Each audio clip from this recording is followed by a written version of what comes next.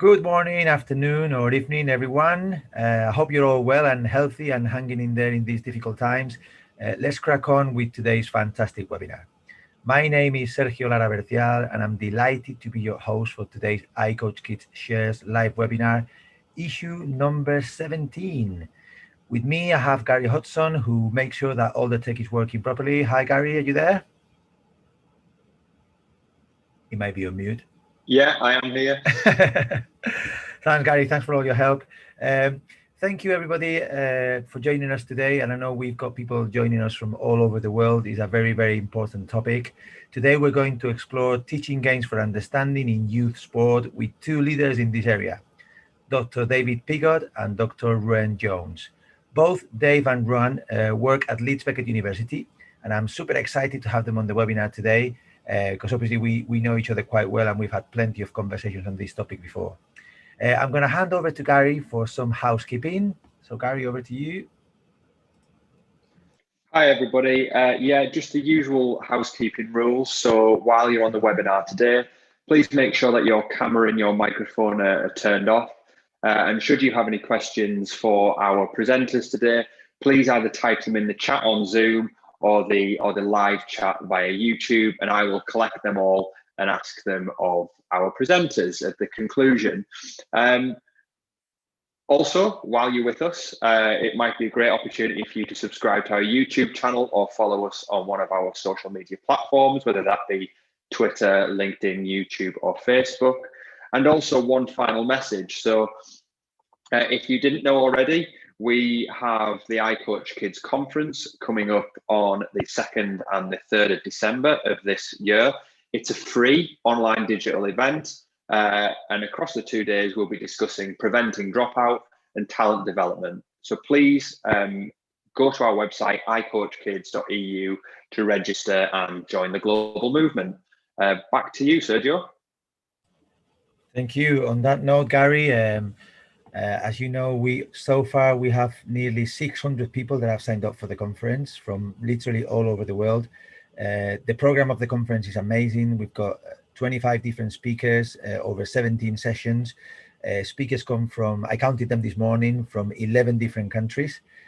So please join us. It will be an amazing conference. We hope to see you there. On with today's topic. Today's topic is teaching games for understanding in youth sport. Teaching games for understanding evolved during the mid-80s, mainly as a response to the traditional skill-based approach that emphasizes the development of proficient technical performers, that is, how to perform a particular pattern of movement, perhaps at the expense of fostering decision-making, that is, the understanding of the movement in the context of the game. Teaching Games for Understanding set out to change that, and over the last three decades has grown in popularity, with many coaches looking to learn what this means for their practice. Me being one of them, as this really influenced the way I go about my coaching. Therefore, we are delighted to have two experts in this area with us today. Without further ado, I'm going to introduce our first speaker, Dr. David Pigott. Dave, for everybody, is currently course leader for the MSc in Sport Coaching at Leeds Beckett University. He got his PhD from Loughborough University in 2008, but we don't hold that against him. And after a decade in academia, he spent 2 years as the research lead in the Performance Insights Department at the English FA. Dave's main research focuses effective coach development, but he's also delivered several funded research projects for diverse sporting bodies, including the English Cricket Board, UEFA, the English FA, the Premier League, and UK Sport. He's also published quite extensively in this area. And most recently, Dave was part of the team that devised and delivered the first postgraduate course in coach development for the FA's professional game team. Dave has also been a practicing coach developer and coach educator for Basketball England and has consulted widely in the UK for national governing bodies such as England Handball, the FA, the Premier League, GB Sailing, Cycling, and Taekwondo. And he's, as we've mentioned, a fellow basketball coach. So we've had plenty of discussions over the years. Without further ado, I'm going to hand over to Dave. Dave, how are you? I'm brilliant. Thanks, Sergio. Thanks for the slightly embarrassing introduction there. That was the first time I've had one of them. It was good. Won't be the last. Well, ordered now, so I can play that back to myself when I'm feeling a bit sad. You made one important error, though, Sergio. I need to correct in that. Did I? Yeah, you spoke about the England Cricket Board, the ECB. It's the England and Wales Cricket Board. And all, you know, having run on the conference on the call today, that's a big mistake to make. So Exactly. I must apologize profusely. Exactly. So that's fine. That's fine. I forgive you. Thank you. That's very kind. All right, Dave. Thanks a million for answering the iCoachKids call. I'm really ready for a fantastic discussion on this topic. So over to you. Thank you. Yeah, thanks for having me. I'm just going to share my slides briefly. So hopefully everybody can see this now. So yeah, I've been invited to talk about teaching games for understanding, and Sergio introduced me as an expert in the area. I'm not entirely sure what qualifies me to be an expert, other than that I'm just really interested in it. I've been interested in TGfU since I first came across it about 20 years ago. Like Sergio, I've been trying to apply these ideas in my own coaching. And also I'm in a fortunate position that I get to teach young coaches about this, or well, not always young coaches, but, you know, undergraduate and postgraduate coaches in our courses. So I spend quite a lot of time trying to introduce these ideas to other people. So hopefully I can do that effectively today. Ruin, my colleague, will follow up on my session, and Ruin's the real expert. Ruin's the guy with the PhD in the subject area. So I'm going to try to be quick so I can preserve as much time as possible for Ruin to talk about this. So Sergio mentioned this a little earlier, but what we can see here on the slide is a picture. So who knows what this is a picture of? Any takers? Colleagues? I have no idea. It's a broad church. A broad church. So I could have put a picture of the TV series on, but I didn't think that would have been as effective. So yeah, the first thing I want to say is that TGfU is a broad church. It's a lot of different things to a lot of different people. And I'm saying that because the version of events I'm going to give you now might be different to the ones that you've read about, or might be different to the ones you've heard about.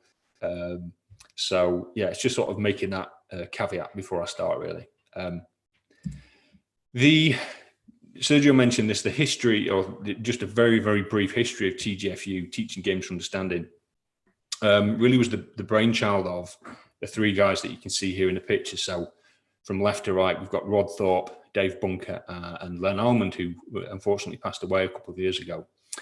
And it was really through Len that I got interested in TGfU. So I've been playing about with TGfU for ideas for a long time, and I eventually plucked up the courage to submit an abstract for a conference, and Len was on the committee, and he emailed me after he'd read my abstract and said he'd really enjoyed it. And we struck up a bit of a friendship, and we spent years then talking about this together. So Len was a personal friend of mine, and somebody who really got me deeply interested in TGfU after being sort of playing about with it for a little while. These guys worked together at Loughborough University in the 1980s, which is where TGfU was kind of born as an idea. Rod and Dave had been influenced by the guy in the black and white picture there. This is Alan Wade, the former technical director at the FA, but also a Loughborough alumni who influenced these guys in terms of, you know, fairly radical ideas at the time that you could teach tactics through gameplay and principles of play and so on. And Len was influenced by these guys that I've got pictures of here. So we've got, first from the right, we've got Jerome Bruner, who's the Harvard professor of educational psychology, and Bernard Suits. And Len brought these other influences in, which were sort of broader influences about curriculum design and understanding the nature of games. And he was influenced by Bruner and Suits in his thinking. And so together they brought, and those things are important because I'm going to mention them a little bit later. And I think the two big ideas that I take from TGfU go back to people like Alan Wade and go back to people like Bruner and Suits. So if you wanted to do some background reading, then those aren't bad sources to go to. So of course, these guys published their work and their thinking about teaching games for understanding, initially in PE in the UK, but really, as Sergio mentioned, it's become a really big worldwide movement. So there's TGfU researchers and practitioners all over the world now, particularly in the sort of, Australia and New Zealand, there's a big movement, and Canada and North America, and also in Europe and places like Portugal and Spain. So TGfU is really a kind of a worldwide movement now, but it began in Loughborough in the 1980s. I mentioned there's two big ideas that I take from TGfU. This is the first one. I'm going to sort of flip-flop between these two a little bit, but the first big idea, which is the one that I think is probably most commonly known about or understood, is the curriculum model. So one of the big ideas that came from the TGfU movement was the curriculum model, which is the idea that, as you can see here right at the top, that you begin a session. So if you're coaching a session, you can begin with a game, which was, again, a radical thought in the 1980s. The game was normally something that you save until the end of your session as a reward if the children or athletes had done well in the skills practices. So the idea of beginning with a game, and beginning with a game that was modified to suit the needs of the learner was an important idea. And then if you follow the model round from anti-clockwise, we've got game appreciation and tactical awareness. The idea is that young people play these games, these modified games, and develop an appreciation of what is the game. What is it to play the game? How do you outwit your opponent in the game? And through that, they develop some awareness of the tactics of the game. You would then, as a coach or teacher, maybe break out of those games and ask questions. So questions about the decisions that children are making. What are you doing? How do you do it? When might you do that? And at that point, that might be an appropriate time then to start to develop skills. So what are the skills required to solve the problems of the game? And once we've understood what those skills might be in context, we can practice them. But the idea was you would do that afterwards, after the children had appreciated why that skill was an important skill to develop. That, of course, then once they can do that, they can perform the skill better, which hopefully enables them to move on to a more advanced form of the game. And then the cycle kind of continues. So this idea of the curriculum model, this cycle of how you might deliver in the course of a session, was quite a radical departure from what was typically being done back in the 70s and early 80s, and probably is to a certain extent today. So, I wanted just to focus on this a little bit though, because when we kind of teach this to our students, we perhaps I don't think we take pay adequate attention to this relationship. So understanding, or trying to understand how to represent the game to the learner based on their age and stage of development, based on their cognitive ability, based on their movement ability, actually getting the game right, pitching that initial game at the right level to make it engaging and interesting and fun and challenging, and representative of the real game, but without obviously being the real thing, because that might be too complex, is a really difficult task, and it's something that we spend quite a lot of time thinking about and teaching about in our programs. One thing that helps us is this. So moving on to the second big idea at TGfU for me is to help us understand what we mean by games. What is the game? And just at the top of the slide here, you can see there's four what are known as the pedagogical principles. Exaggeration, sampling, and representation. And I've made sampling and representation a bit bigger here because they're just a bit more important for what I want to say next. So the idea is that when I'm creating that game, that initial game, I want children, I want my athletes, young people, to be able to sample lots of different types of games. And one of the things that particularly Len Almond did and led on was to help us think about, well, classifications of games. So you can see here on the slide, there's an arrow, and you're probably familiar with this classification that we've got going from right to left. So target sports in yellow, striking and fielding games in green, net and war games in blue, and invasion or territorial invasion games in red. And so what Len did was he drew on Bernard Suits's definition of what is a game. This idea that a game is the attempt to overcome unnecessary obstacles. So through that analysis, Len was able to kind of look at games and think about, well, some of these games have similar goals and they have similar rules. And that means that the problems that they present to the players are similar. And we can put them in families or categories based on that similarity. So that's where this classification of games comes from. And so the idea of sampling is that we want to expose young people to lots of different types of games, game forms, as we might call them. And in doing so, what we want to do is introduce them to the what we might call the internal logic of those games, or some of the high-level principles or problems that those games present to young people, to get them interested. We want them to be interested in games. We want them to love playing games, and we want them to become lifelong participants at any level. And so that's the first part, sampling. I want to sample lots of different types of games, and we can think about games in families, because then we can sample sports from different families. The second point of representation is that I need, in my session, so back to my game learner connection, when I'm developing a game or modified, simplified game, I need to reduce the tactical complexity of that. And one way I can do that is by, while still representing the real game, is by thinking about, well, what are the fundamental problems this game presents, or this type of game presents to the participants?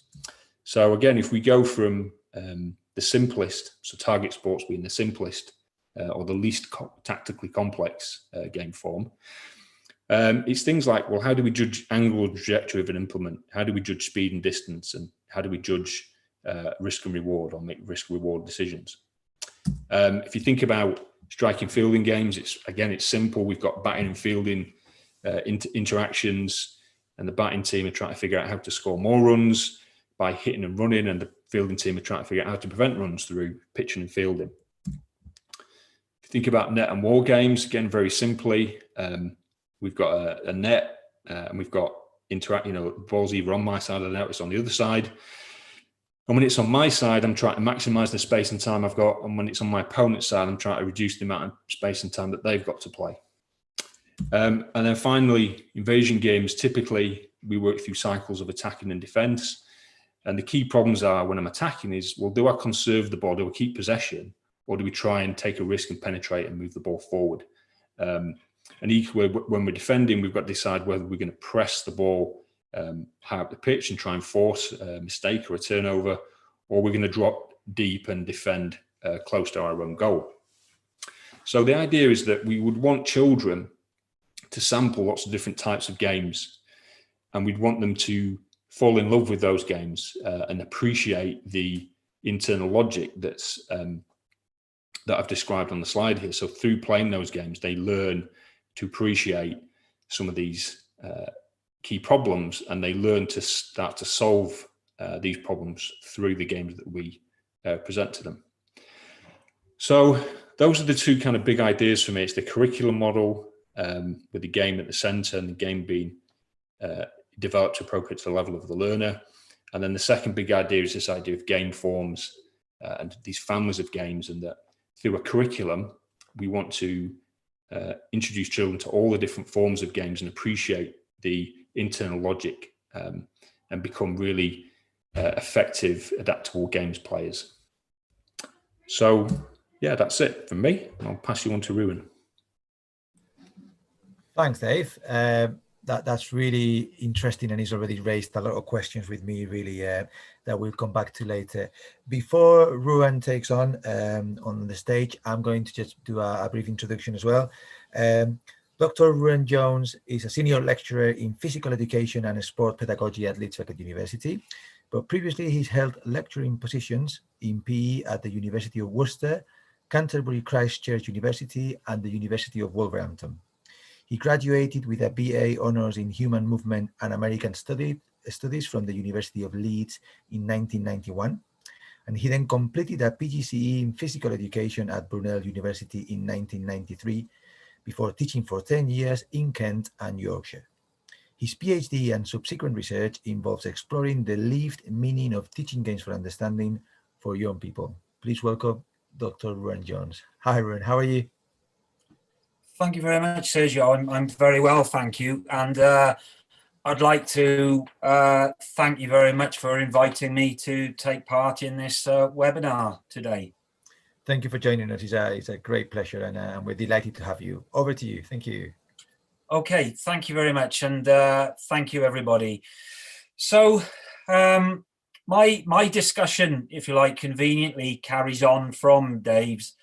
And what I'd like to do as part of this presentation is just to discuss in very brief detail, actually, some of the details and findings from my PhD.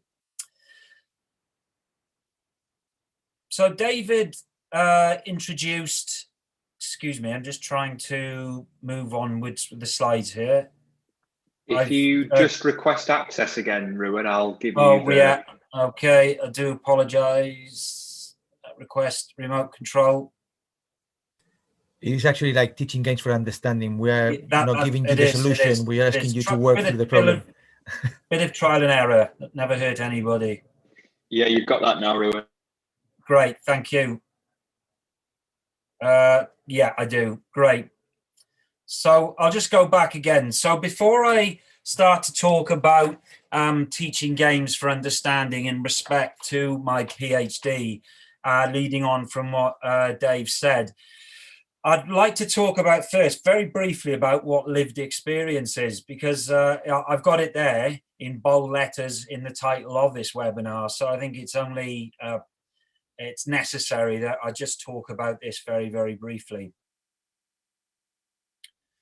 So lived experience is basically everyday experiences as they appear, and in my context, as they appear to young people.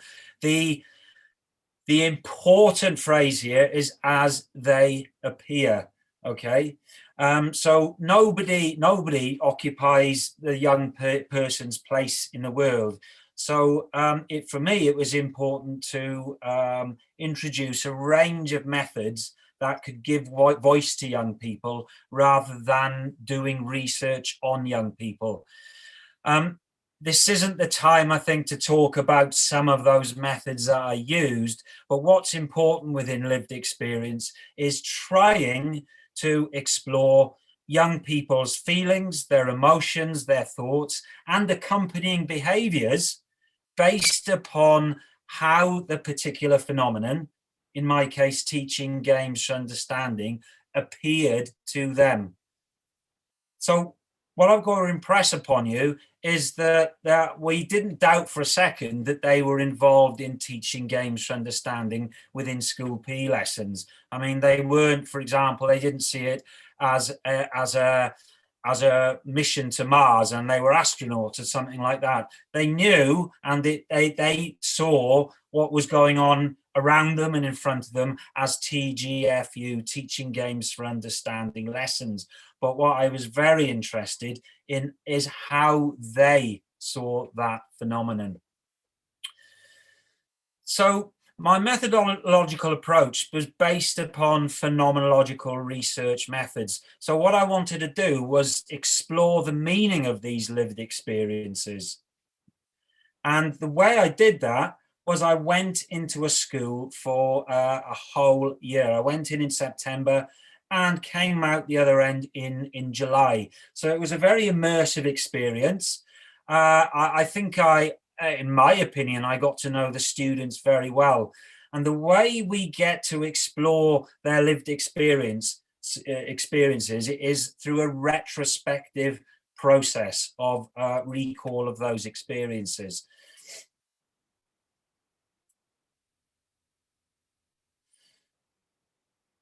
Excuse me, let's go back one moment. Now, as part of my methodology, one of the most important aspects that I had to take on board and consider was this notion of being in the world.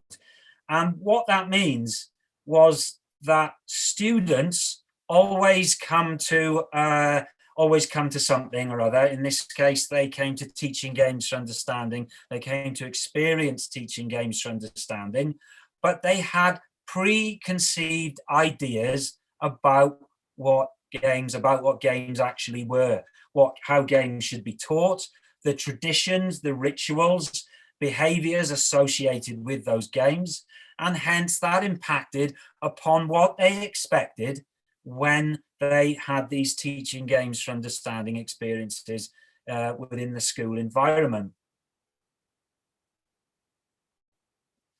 My aim, I would argue the aim of a lot of phenomenological research is the following. It's to develop a mutual understanding between the learner and the teacher, the instructor, or the coach or whatever. Because we often, as teacher, coach, instructor, we make a lot of, we take a lot for granted when we enter the young person's world. So we make assumptions about what we think is right for young people, okay? So essentially what I wanted to do was see afresh. I wanted, if you like, to see something afresh for a second time, or based upon my prior experiences, if you like. Of course, I had my own preconceptions as well, and it was all about dismantling those preconceived notions about the relationship between me and the young people.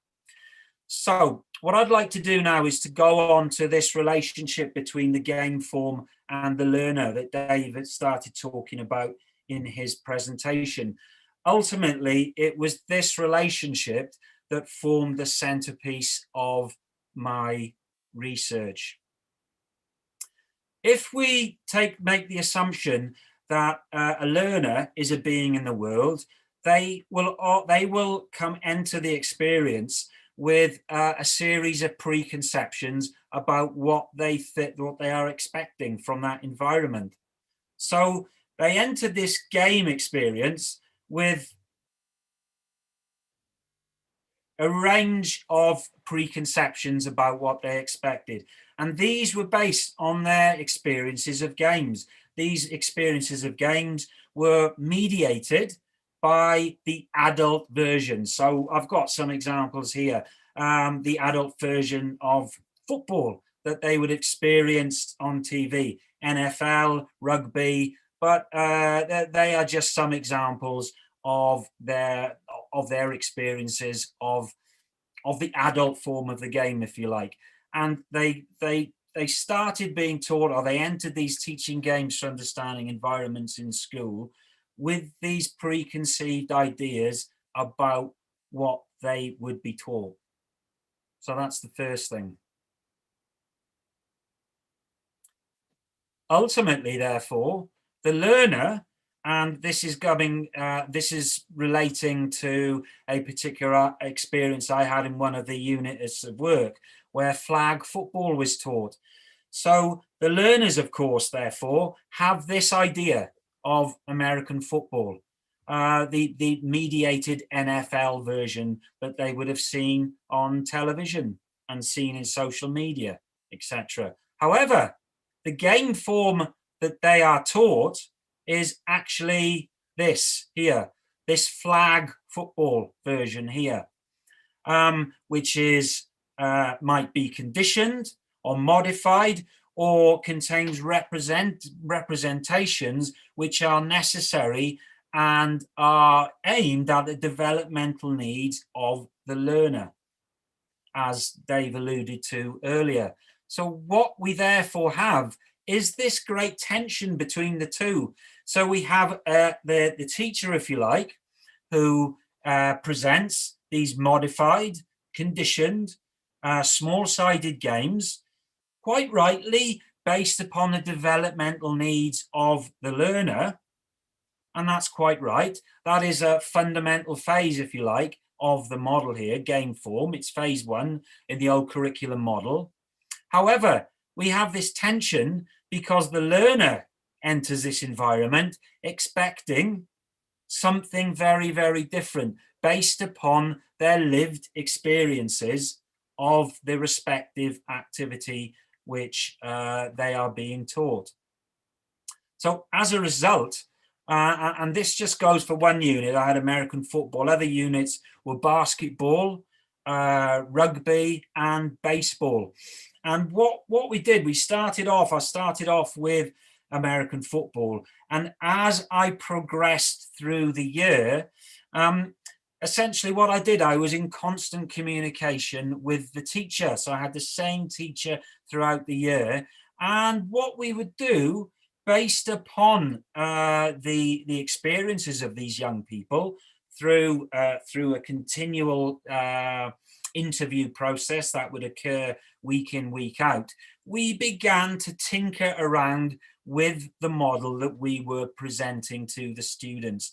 And I'll go on to a little bit of that in the next slide.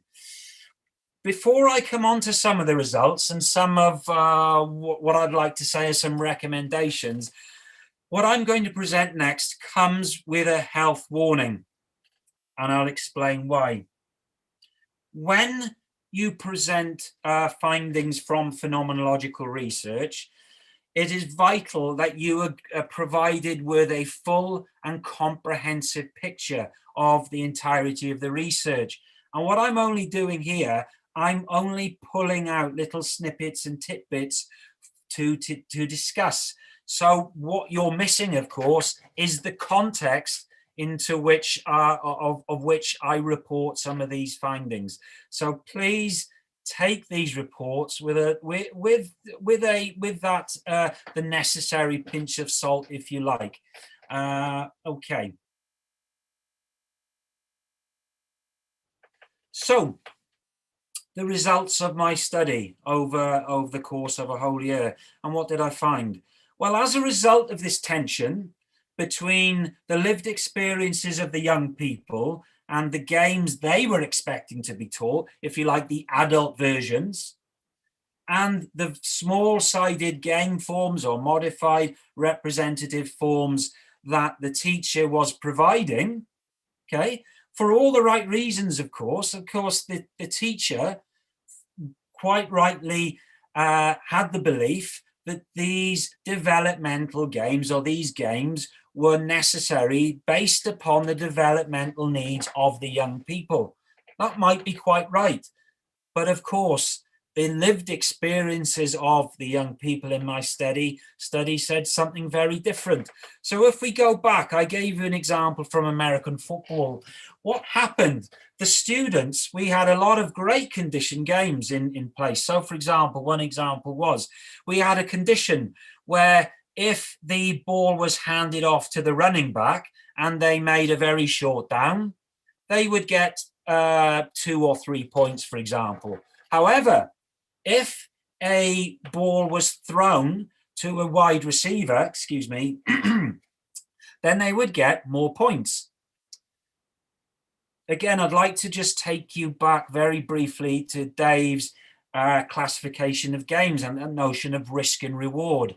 So remember, the reward for the short down is 2. However, do you take the risk and go for what's called the glory pass, as I put there, and go for a greater score? So there's more risk, but there's a greater reward. And that, of course, all depends on the time constraints within the game, what time in the game you are. Is it towards the end of the game? Are you on your final down, etc., etc.? But what we saw continually was that students ignored the short downs and continually threw what was called the glory pass. So excluding other receivers who were in space, they would continually throw what American viewers, American listeners would understand as the Hail Mary, that all or nothing pass into the end zone where all the receivers, all the defenders congregate, and it just seems a free-for-all who might get the ball. But that was one thing I saw. Now, the glory pass is just a metaphor for all other games where we see that. It might be the 3-point field goal in basketball, for example. It might be the attempt to hit the homer every time in baseball. And the list goes on, for example. Other very, very interesting insights we received was that students reported that they were playing what was not a real game or a muckabout. Again, because their idea of what the real game was based upon their lived experience, the lived experience being the full adult game. So again, we've got a disconnect here between the game form, the first stage of teaching games for understanding, and young people's lived experiences as they enter the teaching games for understanding process in schools. I've gone ahead of myself again, please excuse me. What we also, as we started tinkering around with the TGfU units, and this was in the ultimate unit actually, we realized how important peripherals were within the context of the game. And I've got here on the right hand side an image of my Los Angeles Angels shirt. Now, what I found was that students loved this shirt. It was like some totem. It was a magical shirt, they felt, that if they wore it, they became something different, a supreme baseballer, very much like the libero in volleyball, for example. It gave them magical powers. And as a result, because they felt they had magical powers, we said that anyone who wore that shirt, if they could get a home run or batted a runner in, they would get double points. So it was those peripherals, for example. They also talked about the importance of the other. And when I say the other, I mean spectators, I mean umpires, I mean officials, and it could mean drama. It could mean all these other aspects which make the game so special. And the second picture I've got here is, again, for the American viewers here, they might recognize it as the shot that was heard around the world. It's one of the most famous games in baseball playoff history, where base is loaded and Branca needed, I think, to hit a home run to get a runner in and win the playoff pennant, which he successfully did.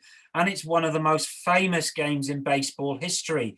And again, what I did was, in my PhD, I used that again as a metaphor for what we should be beginning to think about what we're trying to achieve in TGfU. And that's the drama, the tension, the world building, and the need for peripherals when we build up our teaching games for understanding environments.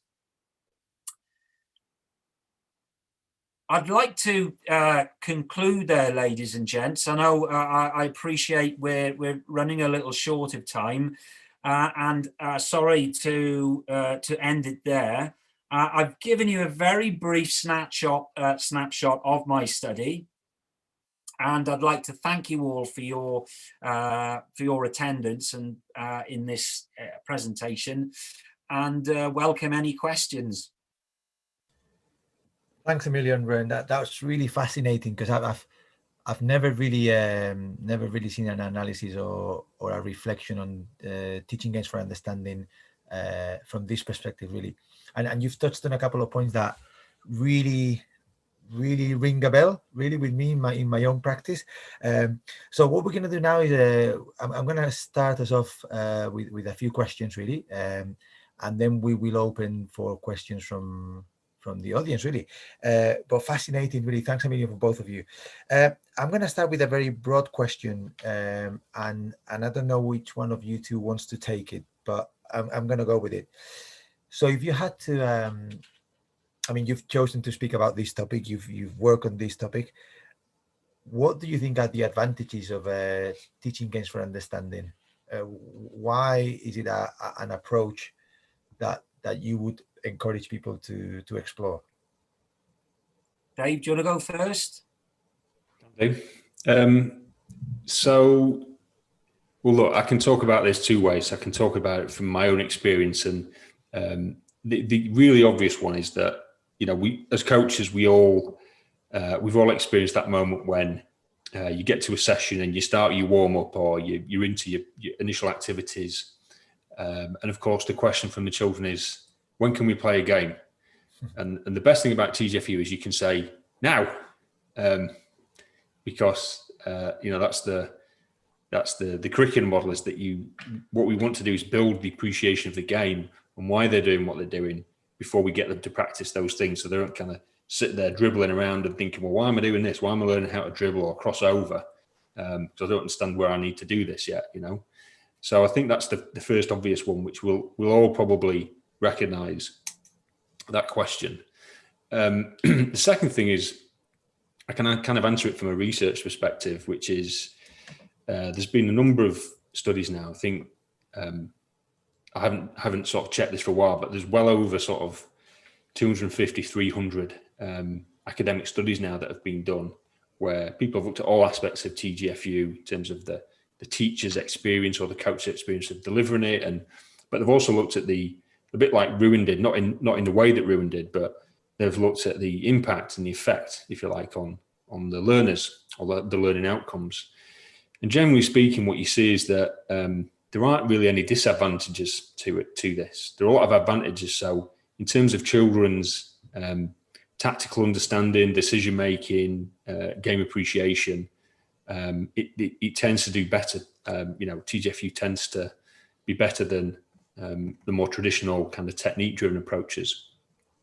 And even in technique, where you think, okay, well, if you compare the TGfU session to one that was very technical, you'd expect the technical session to deliver better technical outcomes. And although TGfU doesn't necessarily outperform, it kind of is about equal to. That's what the research kind of suggests. So, you don't really lose anything from it. And I know some detractors or some people would argue, well, I'm a very technical coach, or my sport's a very technical sport, and we need to spend lots of time, on repetitive technical practice, and that's okay, and it can be part of TGfU, but it's not the be all and end all. So, those would be my initial thoughts.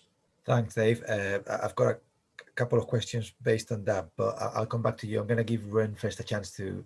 Ren, any other benefits that you or advantages from your side? Thanks, Sergio. I'd like to echo firstly what David said, of course, and in that, the game comes first, and you develop from a psychological perspective, of course, that environment, all being well, it develops intrinsic motivation. But for me, it's more, I suppose it's more primal. I've always been interested in TGfU from an effective, emotional, feelings perspective, if you like. And there's nothing beats, for me, the joy on young people's faces. Well, I say young people, I mean, I'm doing a lot of work now with undergraduates, and it doesn't matter, it's regardless of who they are, undergraduates, primary school, postgraduate students, children, adults. I mean, it's just, I love to see the joy on people's faces when the game comes first, and they try to get to grips with these kind of fiendish tactical problems that you've put in place for people to solve. And it's wonderful. It's just nice to see people happy and with joyous expressions on their face. So it's a far more primal, affective thing with me, I think. But it is really important as well. I mean, one of my sort of catchphrases that I use with the students all the time when we talk about these things is, well, we have to start teaching children a bit more like adults sometimes, but also adults a bit more like children, and because we all have the same needs, really. It's just yes, of course. That's great. So we're very clear about the advantages, really, and there's a range of them as well. I wanted to kind of touch on another, because we've had discussions about this over the years between us and with other coaches, and there's a lot of noise around this area, I think. So if I ask you, what do you think are the biggest misunderstandings around teaching games for understanding, what would you say?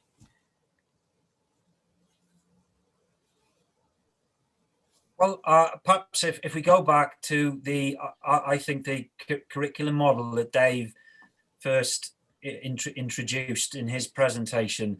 I think one of the misunderstandings for people, for fledgling practitioners who are starting teaching games for Understand for the very first time, think that it's a very stepwise, systematic process, and that in order to achieve something that looks like teaching games for understanding, they need to go through this stepwise, systematic process in order for that to be achieved.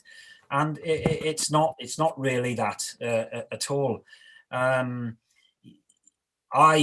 feel that, you know, it all comes from the game, and it ultimately it's all about getting that game right. And I've always told people to think of it as more of an evolving process, really. You know, and part of that is really getting to understand your students and where they are and what they need at a particular time. Thank you. Dave, any misunderstandings you want to highlight from your experience? Yeah, a couple of things just to follow on that point from Ruan. One would be that the idea of representation. So when I create my initial game, my modified game form, one thing I often see is that just becomes like a mini version of the game.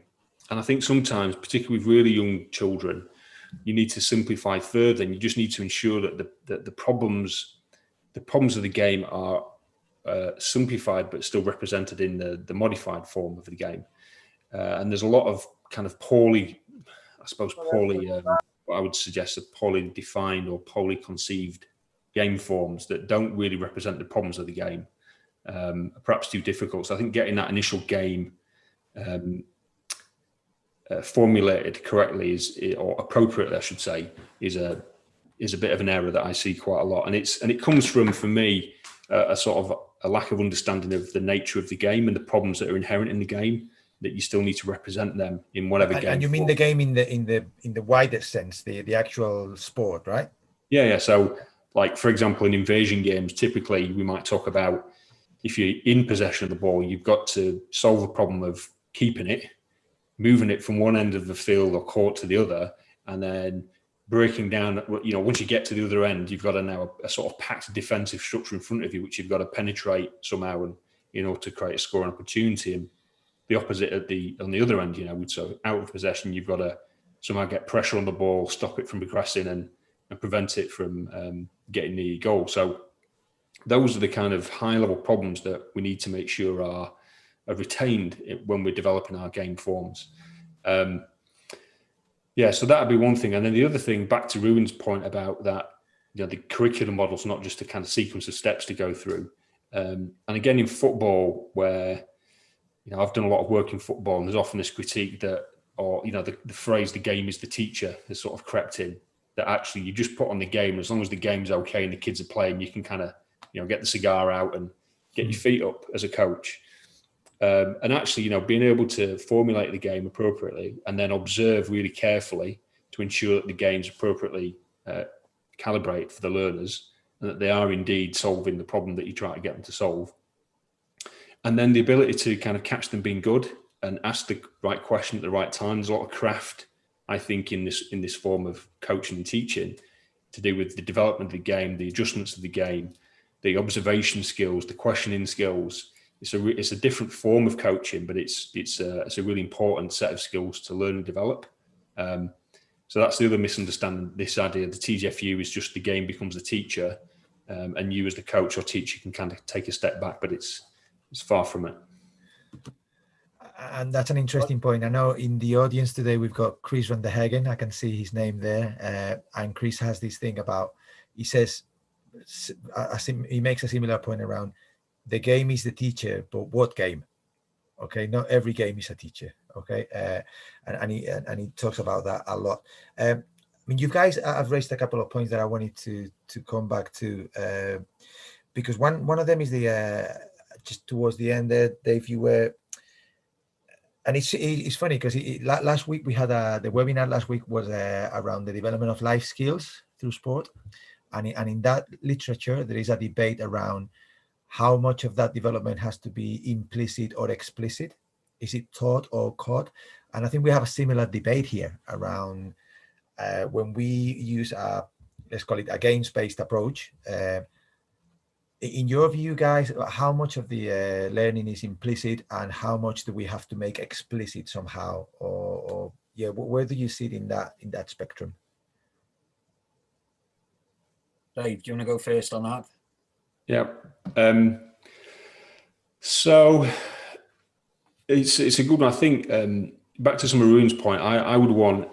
So my goal, if I'm delivering a session or a season of work in this way, first and foremost, I want the young people to sort of make an emotional connection with the game. I want them to fall in love with the game. I want the game to be really exciting.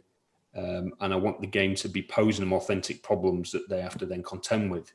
And initially, I think a good part of that, so they're struggle with the problem and they're searching for ways to solve it, and their competition with their opponent, that sort of arms race of, well, I've just learned this new technique and I'm going to apply it, but then you're going to counter it and I'm going to counter you, and that brilliant thing that happens in many sports where that just kind of takes off. You don't have to. Again, it's your job as a coach to sort of create the environment that can kind of set the foundations for that to happen. So I think it can be very deliberate, or it should be very deliberate from a coach to do that. And initially, a lot of that might be implicit, as in, you might not do a lot of very directive, explicit. Okay, if it's a shooting in basketball, you might not talk a lot about the angle at the elbow or the position of the elbow underneath the wrist and all that kind of stuff. But there might come a time when there are things that you can teach. You can explicitly introduce.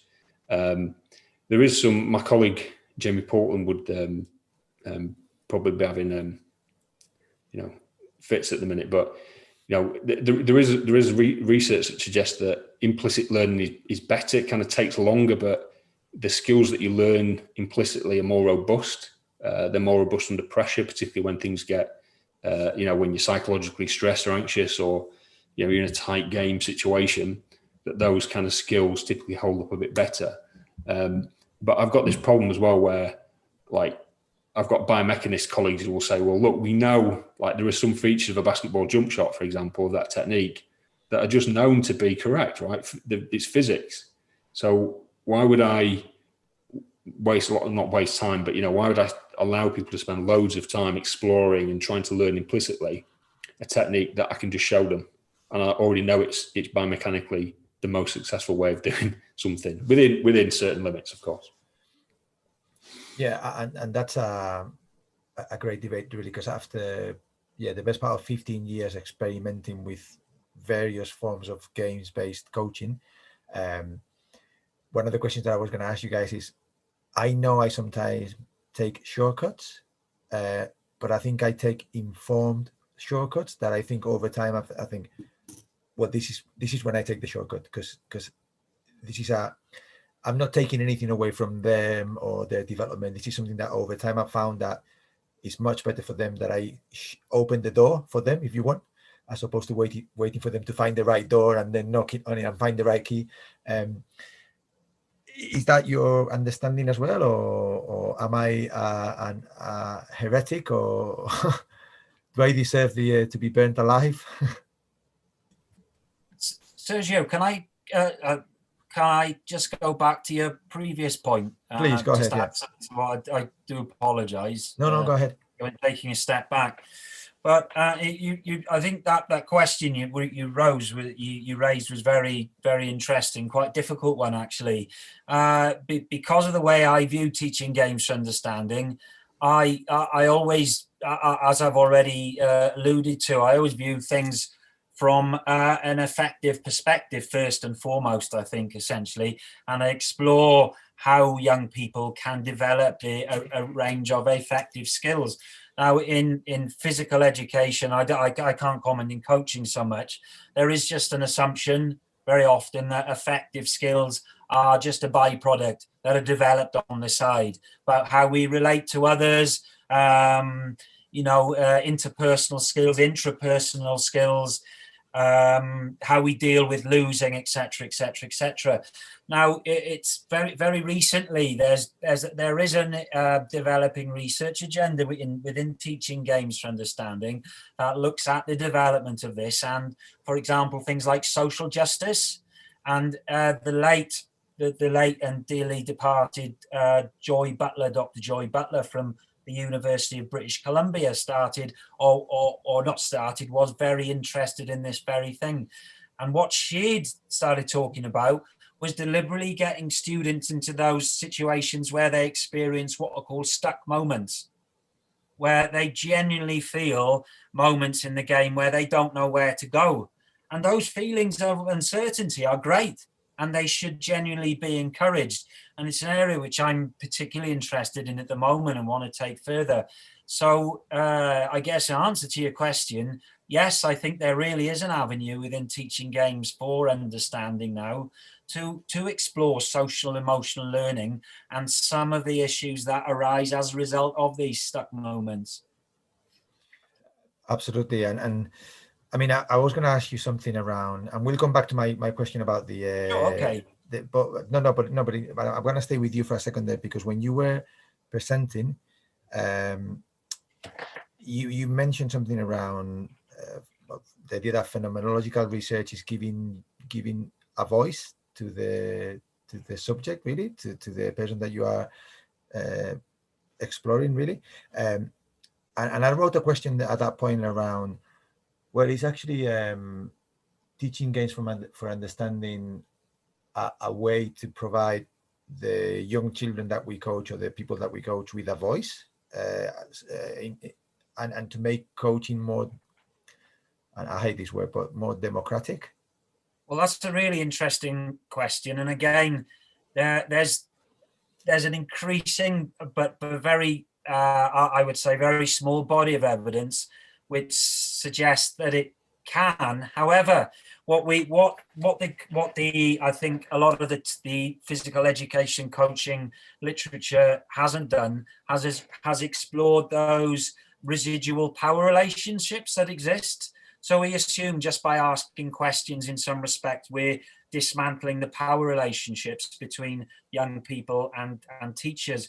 Well, in fact, they're residual. So they're if you like, where you come to this coaching or physical education setting, but of course, those students that arrive there as well, they're already bringing power relationships from other environments. So just by engaging in a series of open-ended questioning isn't necessarily going to dismantle those power relationships that already exist and already firmly entrenched. So it's something, people like Michael Quenestet, for example, and others have started to explore this very phenomenon. And it's very interesting, something which I think needs further examination.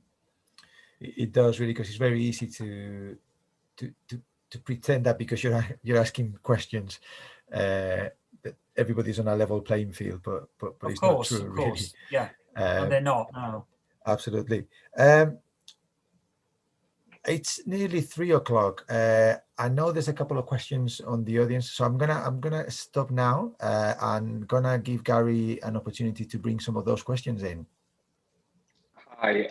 Yeah, thank you very much for those presentations, Dave and Ruben. We've got a couple of questions on YouTube and one on Zoom as well.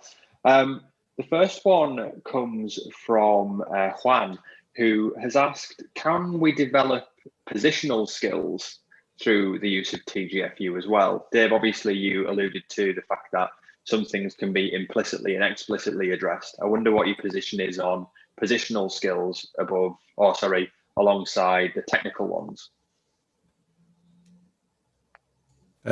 Yeah, I think but we've got to be a little bit careful, I think, when we deal with positions, and also it depends a little bit on what sport we're talking about. I mean, I don't know where our questioner, what their sporting background is, but it's rugby. Oh, rugby, okay. So I think one of the interesting things about, or one of the questions as sports coaches, when do we start to get into teaching the kind of roles and positions and some of the specialisms that might come along with different roles and positions. My take on that is, again, coming from a basketball background, like boys that I coach typically, they're not really fully grown, or you don't really know what they're going to be like physically until at least 16, 17. And so the idea that I might kind of lock in or start to get very position specific in my coaching prior to that point in time doesn't make a lot of sense to me. And I guess it would be the same in rugby, where your physical size, and it has a big impact on what position you might play. But I do think, and there's actually some research on this around, not on TGfU, but if you look at young people playing multiple positions or being introduced to multiple positions through sport. So those early game forms might be largely positionless, but as they become more like the real thing, like ruins kids as they become more like the real game of American football, with 11 players on each side and the rest of it, then positions become more important. But I would suggest that playing multiple positions helps you develop better perceptual cognitive skills. So your ability to see and think is improved by being exposed to multiple positions. So not locking players to positions too early, I think, is quite important. The research will bear that out.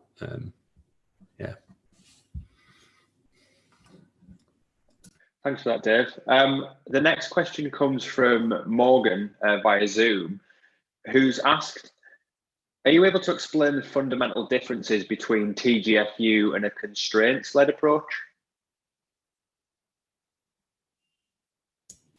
Ruin, you or me? Oh, David, please, you. So I did see a paper published about this. I don't know if it was a recent one, but I definitely saw something published on this the other week. I think the first thing I'd say is there's more similarities than differences. I think academics are interested in nitpicking about the differences. They definitely have different intellectual histories and touchstones. Constraints-led approach grows out of ecological psychology, and if you go back to Nicola Bernstein and Newell and people like that, that there's a different intellectual tradition now, which is very much around motor learning. So it comes from a motor learning perspective, where people are focused on how do we learn to move and how do we learn skills effectively. And there's some really interesting concepts there about.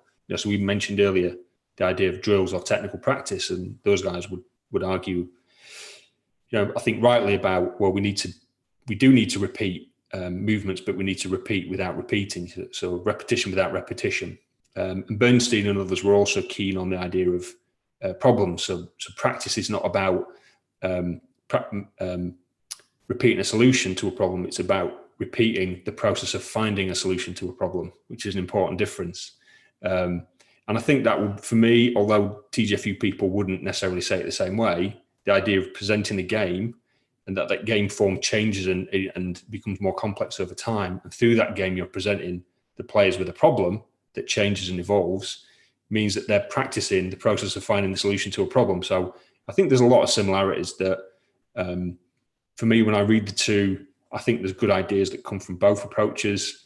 Do I get too hung up on the differences? No, not really. I'll leave that to the people who want to write papers back and forth about that. Thanks, Dave. And then we have one final question from Michael on YouTube, who's asked, well, it's really a query about skill acquisition, where when a child's natural form doesn't become successful form throughout kind of engaging in teaching games for understanding. I wonder what your position is on that.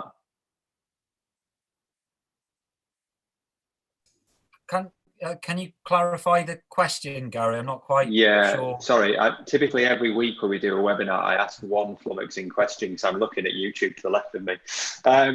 So when a child's natural form, whether that be from a technical perspective, happens in a game within TGfU, when that doesn't become successful form over time, how would you recommend coaches shape their practice? Does it become about addressing this more explicitly, or does it become about shaping the game in a different way to encourage successful form? I can offer a view through if you want to come in, or I'll just come in, Dave. I've probably got some views, but if you want to start off, and then I'll come in. Yeah, I think I would always probably my first approach would be to think about the game and the conditions I've got in the game, and are the game conditions leading the child to adopt a technique which is perhaps a little bit like unnatural. You know, is the game leading them to do something that's unnatural that they wouldn't normally do in a real form of a game? You know, and that's probably I've got the game wrong. That's probably me, and I'd need to sort of adapt the conditions of the game. You know, typical one in my sport in basketball is, you know, children, because they can't shoot, you know, basketball shooting in a 10-foot ring using, you know, what we would recognise as good biomechanical technique is quite difficult. If I'm got to play them on a 10-foot ring, I need to adapt the rings. I need to go 8-foot rings or 7-foot rings with smaller balls, you know, so I need to adapt the equipment so they can shoot effectively. Or it might be that, you know, I can just take that out of the game altogether so we can put less reliance on shooting and scoring by changing the way the game's scored, you know, for example. So they're not forcing up lots and lots of shots with poor technique. So I'd attend to the game first, but then back to the previous point we were making, like, you know, the skill acquisition theorists would tell us that, you know, experts as they develop technique develop something called functional variability. So again, if I use my basketball jump shot as an example, like there's probably some parameters that are biomechanically just most efficient. Like my feet need to be pointing at the basket, my shoulders need to be square to the basket, my elbow needs to be underneath my wrist, my follow through needs to point into the basket. So there's some kind of key features, I think, of the technique that are just biomechanically correct, you know, most effective, optimal. But then within those parameters, there's loads of variability. So there's loads of different ways you could shoot within that kind of broad set of that broad framework that people might develop, and they might develop the ability to shoot from different positions, which is good because it means they can shoot over a defender if they're close, or they can shoot off a dribble, off a pass differently. So I think giving them lots of opportunities to, like in this example, to shoot the ball in different conditions, develop that functional variability, which is important for them later on. But I might, as a coach, still instruct them and correct them around what those kind of key parameters that I know to be biomechanically optimal. Sorry. It's all right. If I just add something there, it's not a lot, but when Rod and Dave talked about this very thing, we often confuse technique and skill. So what Rod and Dave said was that skill is something in context. So the skill is, if you like, is something which is done in an authentic game-like situation, whereas the technique is a movement pattern which is decontextualized from the game environment itself. So I agree completely therefore with Dave when we say that first of all we'd have to consider modifying the game in some way, shape or form so that students experience greater opportunity to be successful and show greater competence, if you like. I mean, I look at TGfU, I'm greatly influenced by sort of social psychological theories such as self-determination and achievement goal theory. I know perhaps Dave has got his own views on this. In fact, I know he has. But, you know, self-determination theory, one of the aspects of one of the basic psychological needs is perceived competence. So it's not actual competence. It's where the students are able to achieve something in the context of the game, for example, where they are able to get better. So it's not very much it's not therefore we can't impress upon the students some kind of movement pattern which has come straight out of a textbook, for example. And we need to consider the needs of the student in order to improve within the context. So if they start executing some kind of skill, or let's call it technique, within the context of the game, which works, then fine, great, go with it. They might then appreciate later on within the game that isn't always the right way to go, but then you develop and evolve that skill further at that point in time. But for me, it's all about giving young people the opportunity to experience success and achievement within the context.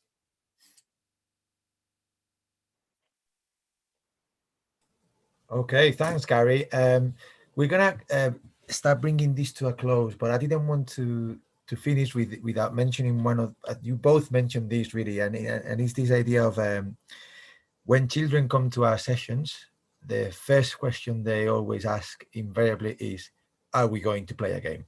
Okay, I realized that probably about 15 years ago, really, and then 10 years ago, I made a decision that whenever I was coaching, I would always start with a game.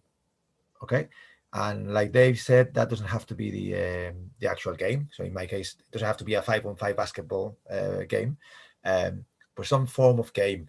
Okay, now back to the point that Ruan made about the the athletes or players or children thinking it's not the real game, we're just mucking about.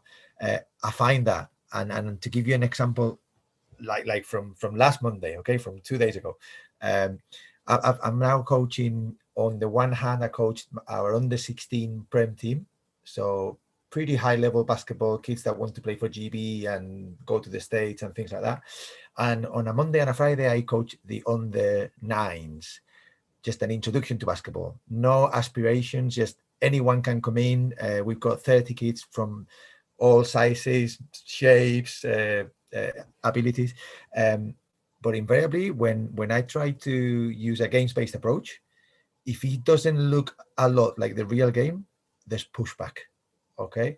And even if it could be a great game for them to develop some skills or tactical elements, there is a lot of pushback from the kids. It's not basketball. We want to play basketball. So help me out, guys. What's your take? Just quickly, Serge, one thing I wanted to mention earlier, which I didn't, in relation to the idea of representation. So for me, whatever the game you're playing happens to be, it should resemble the real game, because if you're preserving the kind of primary rules and the goal, then it will look the same. Like all invasion games have a direction of playing an opposition. So if you're playing a game that doesn't have a direction of playing an opposition, maybe you should rethink it. But the other thing, that back to suits really, what is a game? It's an attempt to overcome unnecessary obstacles, an attempt to win. And too often I see games where I see whole sessions where there's lots of games happening, but there's no time frame. There's no, you don't know how to win. No objective, yeah. There's no objective. There's no consequences for winning or losing. And actually, if that's one element of the way that we represent games that I think is often missed, is that we focus on getting like the constraints or conditions right, but then we forget that all games have a time frame, a way of winning and losing, and some consequences. And those are things that I would like to represent more in games. And back to Ruan's point, those are the things we start to get emotional about. That's when we start to really get involved and interested, when there's something on it, and it doesn't have to be teaching kids that winning is important, because, success and failure is different from winning and losing, and we can teach that lesson easily. But that's just a dimension of representation that I think is often missed. Thank you. Ruan, any final words from you? I suppose, again, just echoing what Dave has said, and I agree with everything that he said. Something I didn't talk about in my PhD or my studies, because I just didn't have the time.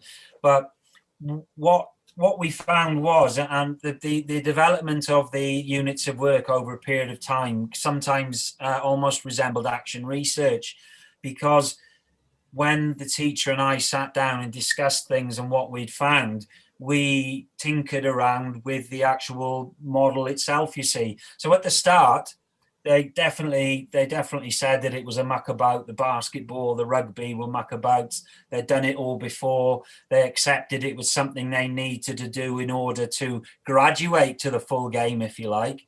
However, as we got onto the baseball, and I put this in the conclusions of my PhD, actually, it started to take on aspects of sport education. And so sport education, of course, encourages you to celebrate those peripherals, those things on the side that make the game, or make the unit of work, or make the season more representative of the game, if it's a game you're teaching through sport education, of course. And so the students said that, well, this is great. This is great now. This is really is more like what we want to do.